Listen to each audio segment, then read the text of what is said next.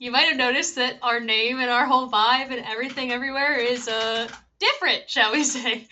We have had a name change. We wanted to open this new season with new vibe, new name, whole brand revamp. We've been going in a different direction for a little while now. The host team is almost entirely different. The only remaining host from the original team is Georgina, and as much as we love the original host, we wanted to rebrand with something that fit where we are now and who we are now as a team, as a full podcast, and the direction that our content is going. So, there's going to be some changes you notice on social media.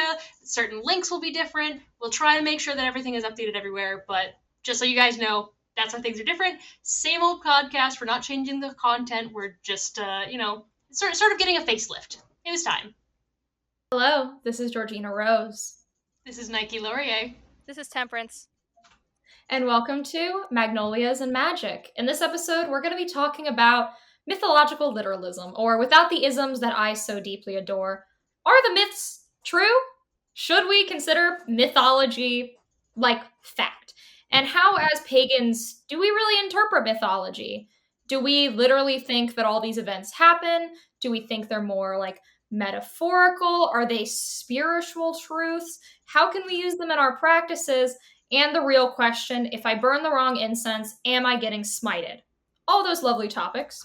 But first, let's define what a myth even is, because that's a good thing to get out of the way. So this is from our dear, lovely friends at Merriam-Webster.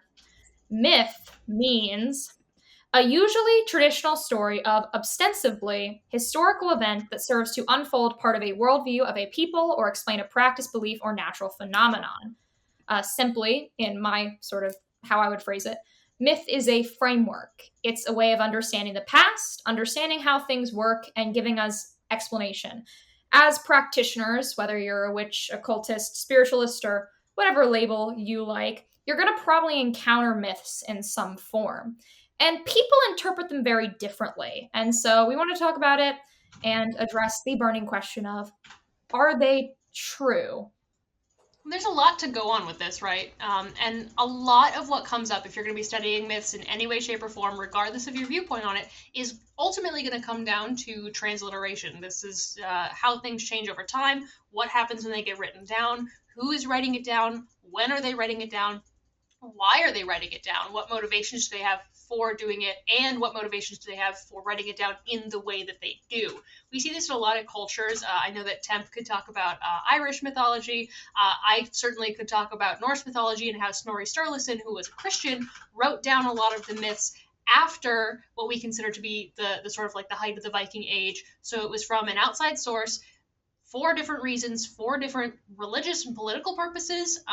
It's after a lot of these would have been around, and they weren't originally necessarily written down very much, if at all, because a lot of it was oral tradition. So a lot of that's going to come into play when it comes to how we're meant to understand the myths. I mentioned a little bit with like Snorri Sturluson and so some of the Norse myths.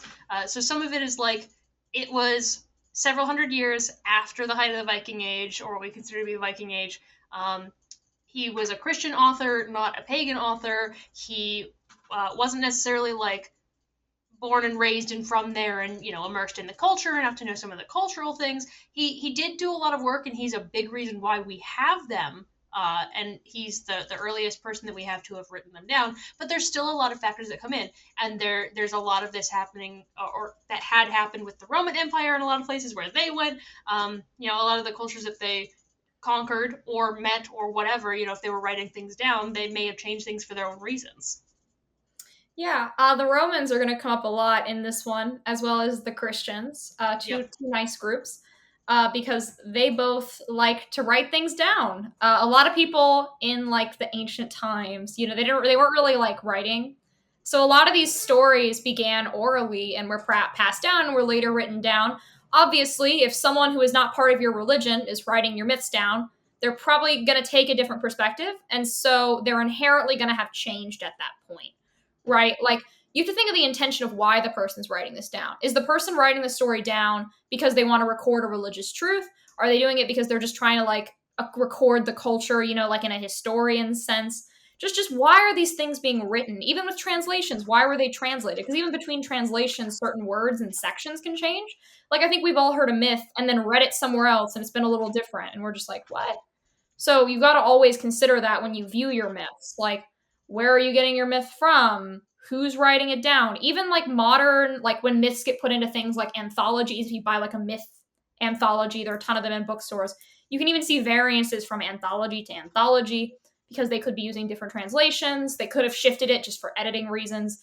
You never know. So obviously these myths are going to be malleable, and I think you should consider who's writing this, what is their intention of writing this, or as much as you can, gather, because obviously we can't like go back to the Roman Empire and I ask mean, for some of it you can. The prominent example I have, and this is going to be a slight trigger warning for just quick mentions of CSA and some political stuff.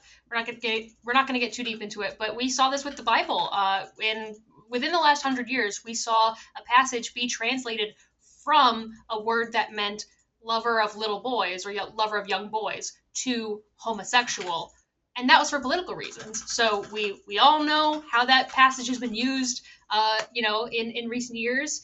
And it's changed for political reasons, and that one word changes the entire meaning of that passage. And while it would be technically right to say it is lover of male persons, the age specifically means something different. Like saying pedophile, like male pedophile who likes younger boys, is very different from saying homosexual. And so even small changes like that for political reasons can have long lasting ramifications that, we know that now because of modern technology.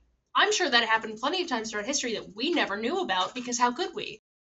Yeah, I think you pretty well summed that up. I think what's interesting to point out, though, and that Georgina said it, is that a lot of ancient cultures didn't write things down, and that's not necessarily true.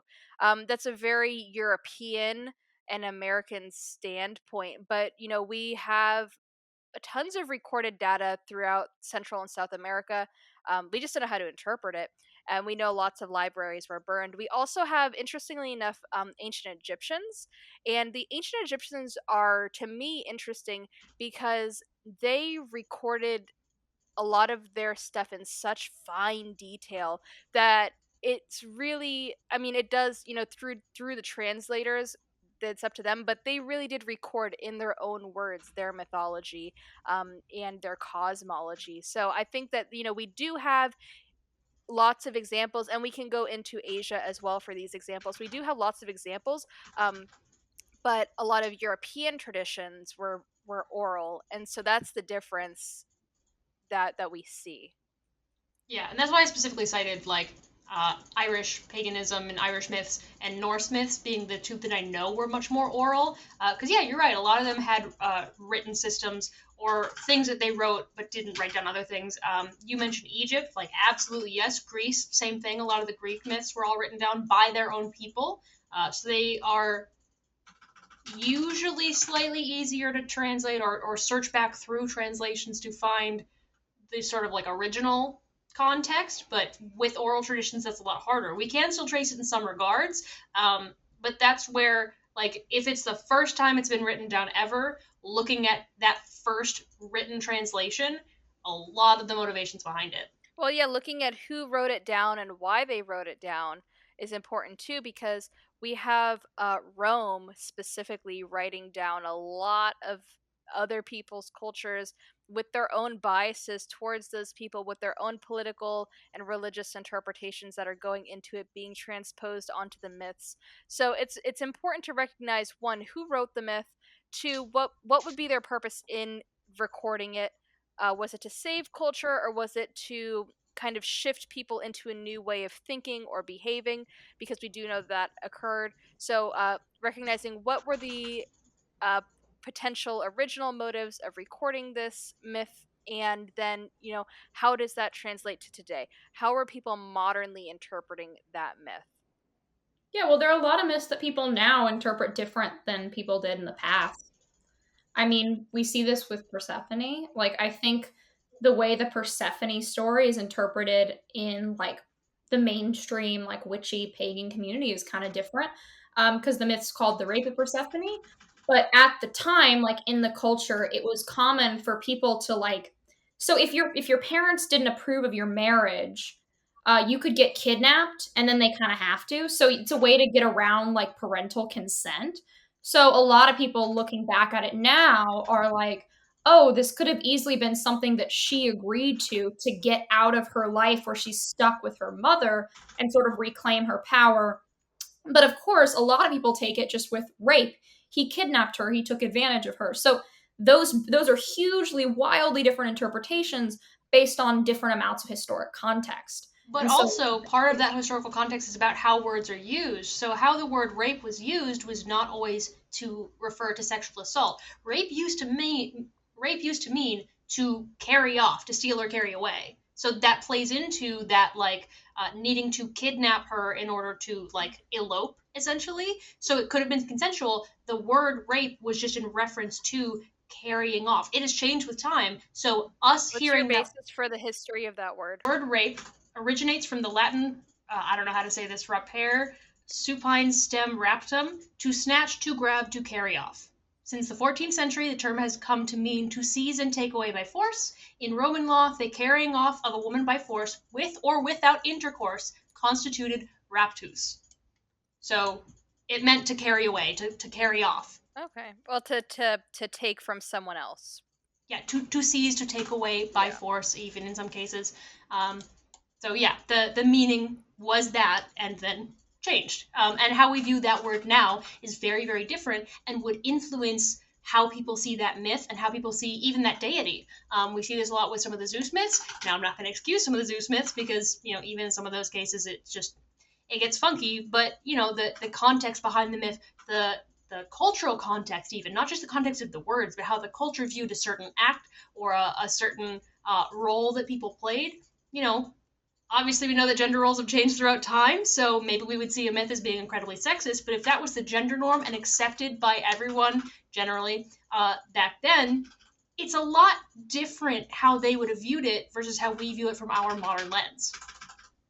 yeah, well, we're gonna put our own biases on anything we read, right? Like when different groups like retell myths, you always see new biases thrown on it. You can see it now when people sort of go back and try to interpret like LGBT elements in myths, when like the norms of what would be LGBT in the ancient cultures would have been a little different. And that's actually a really positive way, right? Like people who seek representation through things in the past. So like you can see where that can be done in a very positive way. Like I don't think there's anything wrong with imposing your biases on a myth. I just think you need to consider the original cultural and historic context. But if you want to interpret a myth slightly differently to better fit how you see it, I really don't see an issue with that personally. I think what we're seeing today happen, though, with that is people, they tend to be younger people, are going online and they're reading these mythologies loosely on like blogging sites, and then they're reading like fiction works about these deities, thinking that the fiction works are the actual myths or truths about them. And it's like, no, these are more like fanfics of a deity. But just because Hades and Persephone can be perceived well through the lens of a romance novel doesn't mean that that was actually their story. Yes. Well, it gets really tricky when we get into like those type of interpretations because I think they're very popular online in particular. I know like Lore Olympus is one that people look at a lot. Like It a is lot of people see cute. those. It is good. Like, it's a good story. Yeah, but that I think is just a whole nother layer. Like, I think if you want to learn the myths, I wouldn't watch like the Marvel movies or read lore. I mean, enjoy the properties. That's not what I'm saying. But I would go back and read the original myths as well. Because I think when we look for, if we're going to take a more literal approach, because some people do take a more literal approach, I would take the literal approach of the myths rather than the literal approach of the property of the writer that is a fanfic, essentially. But these can be great, transformative works. Well, that brings us to how much do we regard, or should we regard, or can we regard as being literally true? How much of it is meant to be just things teaching morals, teaching stories? How much of them are just meant to explain? How much or how little generally, I guess not should, but how much do you you two, like us as a host, view myths as being literal? For me, it varies on the myth, to be completely honest. There are certain things I take as a lot more literal than others. I find for me, the myths that I consider like framework myths are the ones I take more literally. So, in most mythologies, you're going to see myths that set up the structure of the universe, right? They're your creation myths, destruction myths, your myths of like what the sun rising and falling means. Like these create frameworks, ways of viewing the world, the paradigm, right? That's your cosmology, that's your metaphysics. Those I take a lot more literally than like the small stories. The little small stories where it's just like kind of like, you know, a simpler one that's just shorter, less about like establishing the framework of the universe. I find those are really good for finding correspondences, finding things to work into my ritual practice. But those I tend to take a lot less literally. And I take those more as like lessons because sometimes you read myths and it's pretty clear it's meant to just be like a moral teaching rather than like a framework. So I view myths like in frameworks, moral teachings. Sometimes it's just like cultural teachings. Like I feel like I view myths just in different categories. I don't perceive them all at the same level of literal, if that makes any sense. Yeah, I fall into the same spectrum as you, but I think I take myths even a little more seriously, or I regard them as more factual. I recognize that most myths are there to teach people lessons.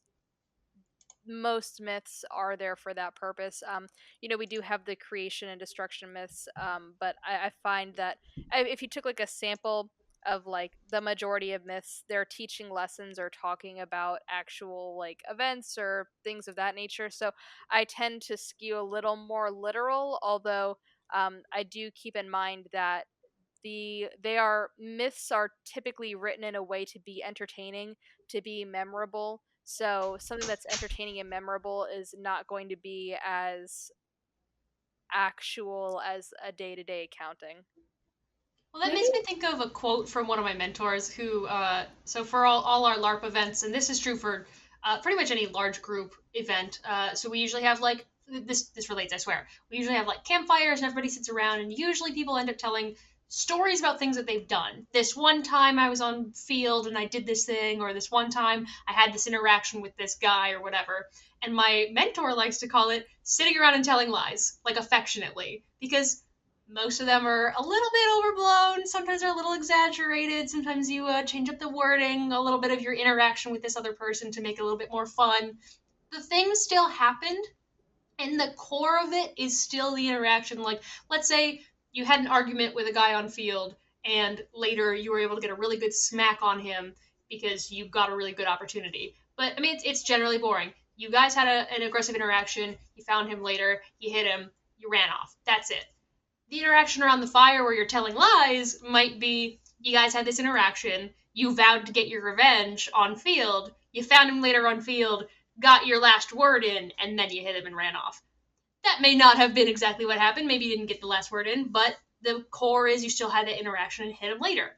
I think myths to me are often that same way of things are played up, rephrased, a little bit more flowery and poetic in a sense to make it, like Tem said, more entertaining, more memorable. It's way more easy to remember a story of, I said this thing and then I got to come and get my revenge later and get that last word in and remind him of my promise. It's easier to remember that than just a boring interaction of you and this guy had a tiff and then you hit him. Like, I think that there is playing up of things. And I think that there is a fair amount that are the moral teachings, but I think for the most part it's less this 100% word for word is exactly how it went, and more this is the core of how it went, but this is to make it fun. I think a good comparison is like, those films that are like based on a true story? Yes, yes. Like, they're the same story, but it's been reframed into a 3-act structure, how all films are made. They've hired way more attractive actors. They've made the events like more story structure like.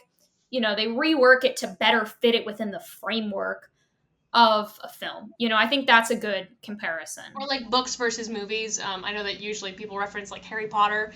Yeah, if you did the whole book as it was in its entirety, detail for detail, it'd be like a 5-hour movie. So they cut a lot of things out, they change things around, they speed things up, they condense scenes. Maybe they throw characters in that weren't originally there to bring them in later for reasons.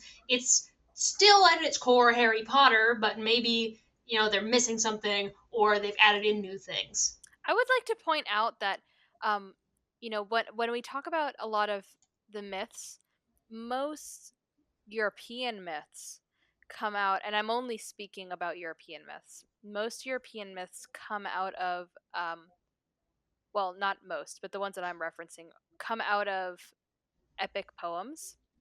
And I would like to specifically point out that the Divine Comedy is not mythology. That Yes. gets confused for mythology a lot, especially by new occultists. They think that Dante's Inferno is mythology. It is actually not mythology. It is just an epic. And there are a number of epics. Like the Odyssey is an epic, but it is mythology. And the Divine Comedy is not. Yeah, I think in modern, a common thing that people confuse for what it's not is the Simon's Necronomicon. There's a book, it's in like Barnes and Noble. It's called the Necronomicon. It's by a dude named Simon. A lot of new practitioners when they pick it up. So it's based off. Obviously, it's got that Lovecraft influence, but it's supposed to be like a Sumerian occult system, basically.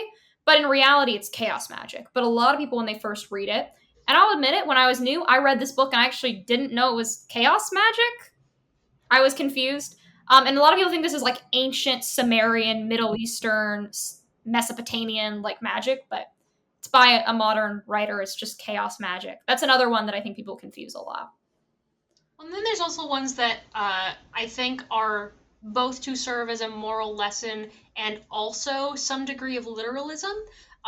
Like the one I usually reference as a joke, but I also do hear people legitimately ask is, if I were to insult a god, or if I didn't give them the right offering, or if I said I was prettier than Aphrodite, would Aphrodite try to smite me, kill me, turn me into something else, whatever? Is Aphrodite going to come after me because my boyfriend said I was prettier than her, or that I said I was prettier than her? And for me, the way I see that is like, yes and no. Like, she's not going to come after you. The point of a lot of those myths, and sometimes you see this like with the Arachne myth too, where it's usually somebody is boasting that they are better than the gods in some way. I'm better than Athena at weaving. I can weave better than any of the gods. I'm better than them. It's in one way teaching you to be humble. Don't try to shout about how you are actually literally better than everybody else, including divinity. But it's also, yeah, if you're going to go around being like that and straight up like directly, aggressively, repeatedly insulting divinity, you can usually expect something to kind of come back to you. Now, how severe it may be sort of in that category of sitting around and telling lies. But I believe that there's still some amount of repercussions if you were going to repeatedly, over and over again, proclaim yourself better than divinity. I think that there would be some consequences for it, but I don't think you're going to like get struck by a bolt of lightning and die on the spot. Those myths have actually persisted into modern culture, just not in the way that most people would think, right? Like you're thinking, like gods don't really like smite anyone down anymore and all that stuff, right? But we see this happen a lot in America. I can only speak for America, and I can actually only speak for the American South because that's where I live and that's where I've experienced it. Is the devil, right? Like the devil will come, and if you're really really good at something, like there'll be a bargain or a wager for you or your soul. And so that is a way that it still stays prevalent into modern culture and modern society. I mean, Charlie Daniels band has that song, Devil Went Down to Georgia.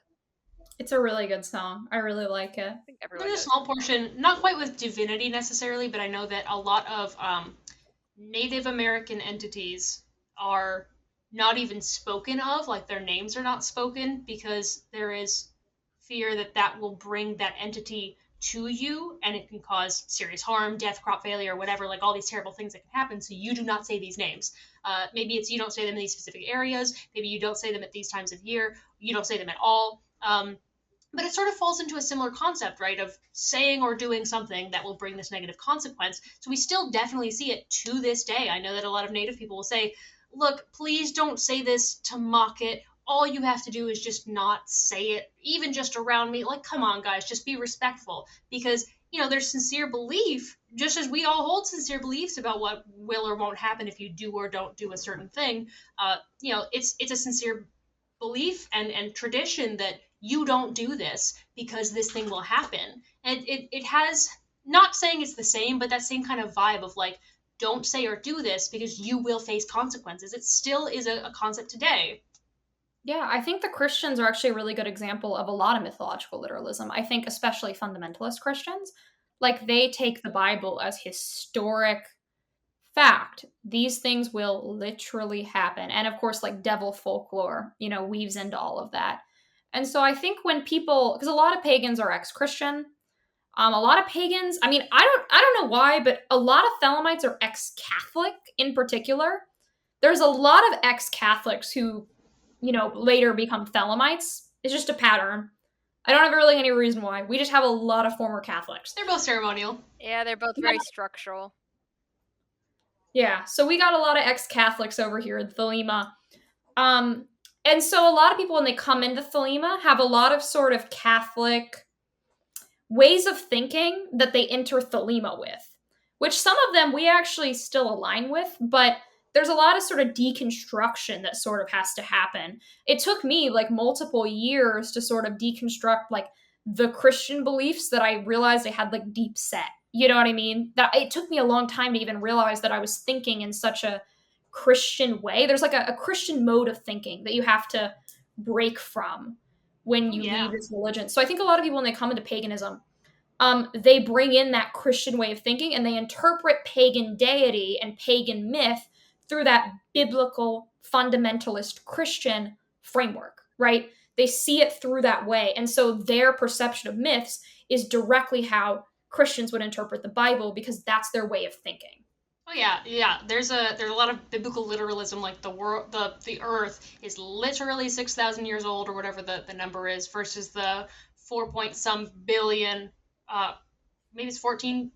I'm being a bad science person right now. Several billion years old versus several thousand years old. Like that version of mythological literalism, we don't see quite that extreme necessarily in paganism, but there is still enough of it of like, this is 100% word for word, literally true. And yeah, I agree. I think a lot of that does come from that, especially Christian fundamentalist view of you'll literally be struck down for this. The earth is only this many years old. This big flood did actually fully worldwide, globally happen, even there's no evidence for it.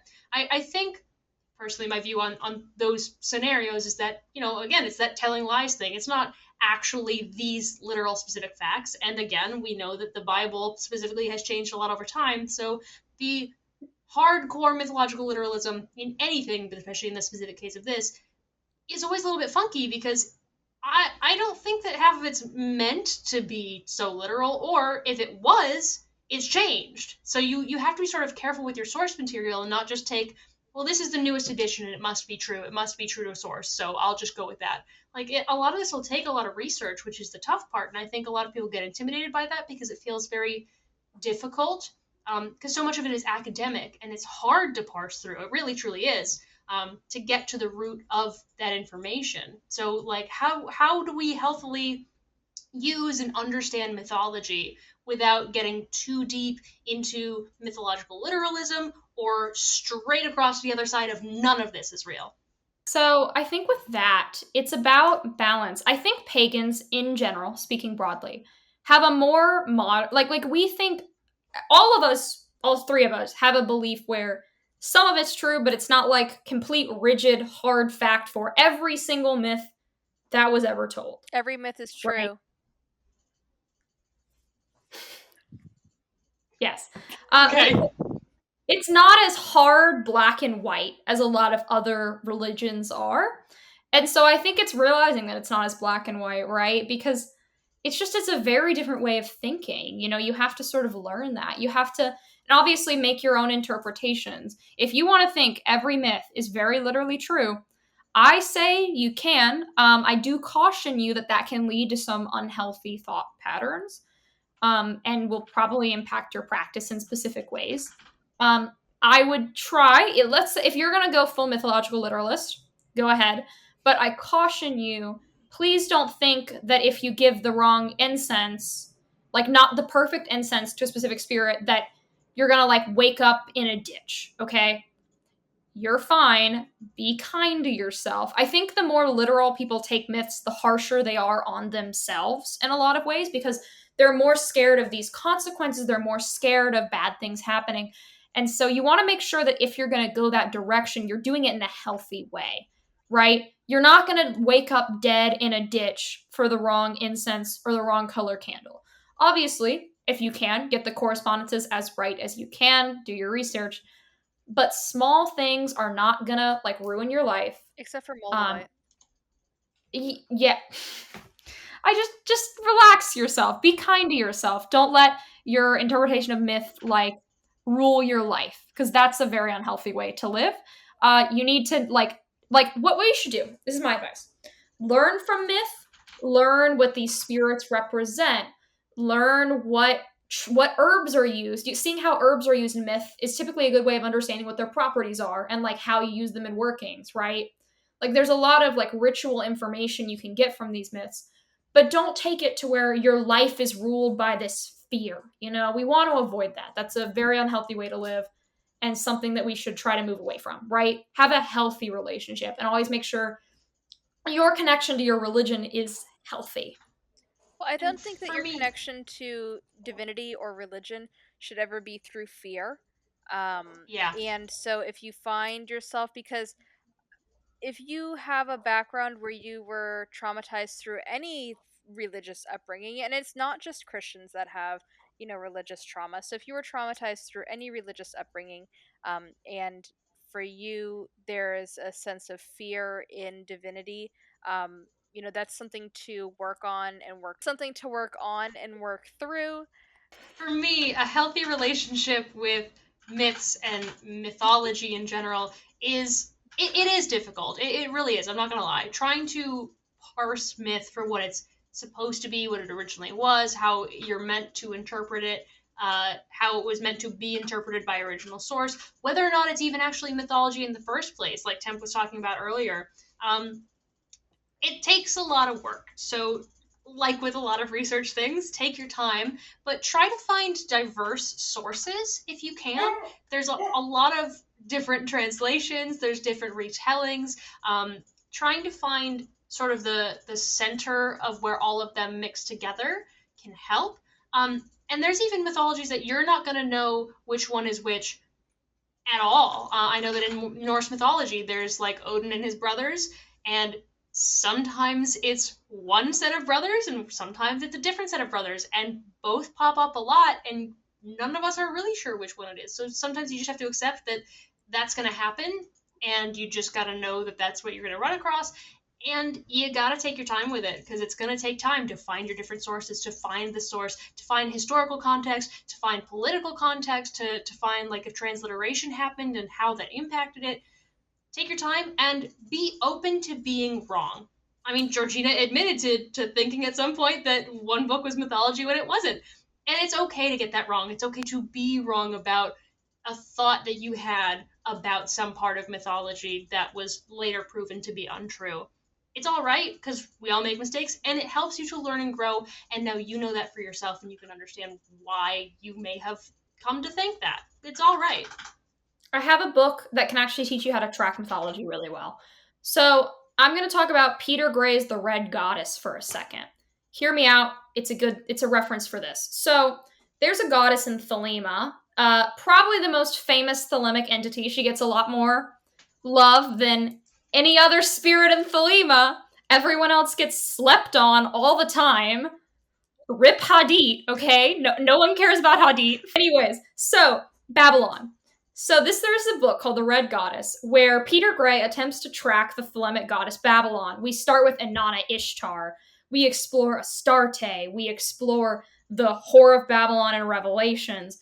And then we explore like the Thelemic interpretations and how it varied, and it tracks her through all of history, and it's like, what are myths that remind us of her? Because a lot of gods actually get syncretized together over time.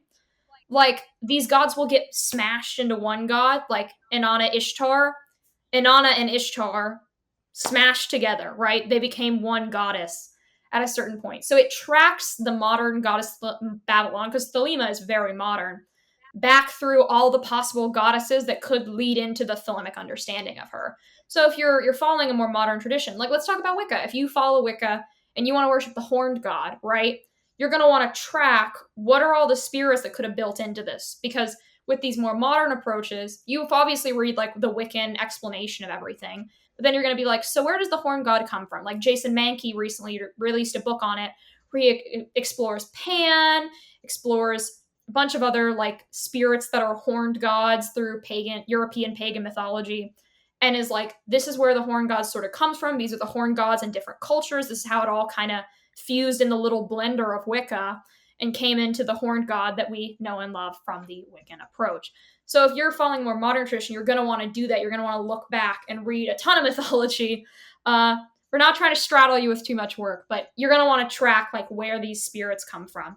Because even in the Goetia, right, like the Abrahamic adjacent Goetia, those spirits, a lot of them were just regional gods in the like Sumerian, Canaanite area. Like a lot of these gods kind of got pulled together. Some of them come out of Islamic jinn lore. Like some of the Goetic spirits, literally, like you can find a direct track to a spirit in the Islamic jinn folklore, right? Like it's interesting to see how these spirits move around. And I think that's something you're going to want to consider when you look at myths into your practice. My final thoughts are that myth is a complex beast. It's not as black and white as you think it is, right?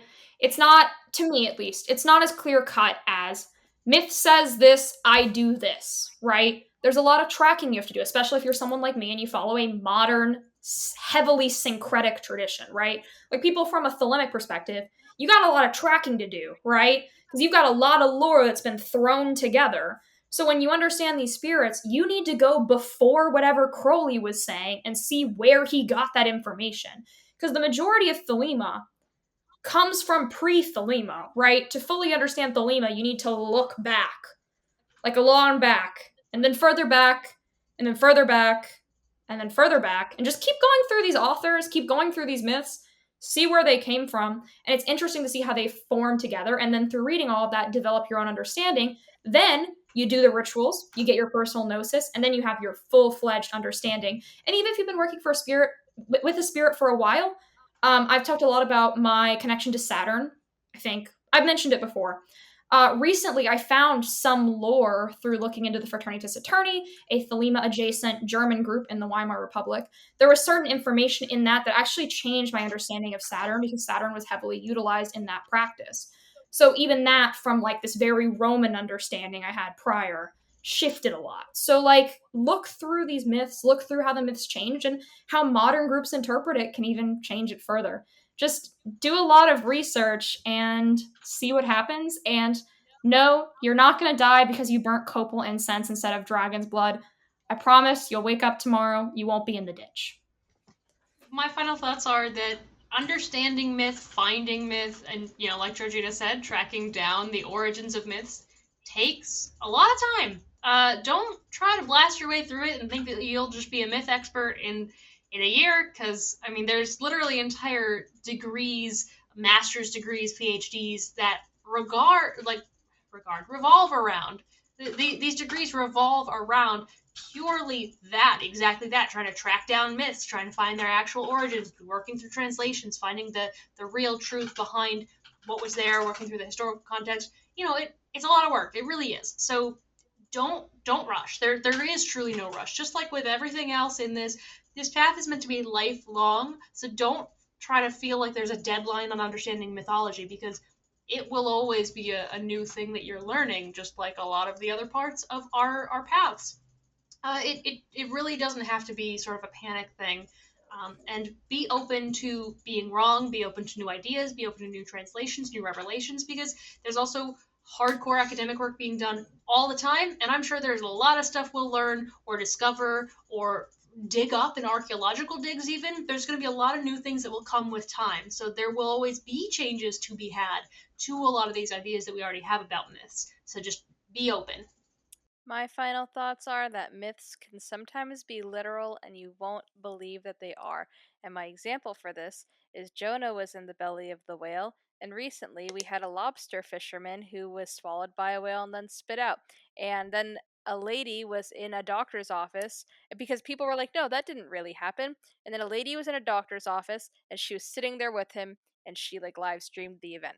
So I do think that there is some credence to the literalness of myths, and you get to decide what's right for your practice, how much you believe, how much you don't believe, and we can't tell you that's wrong or that's right.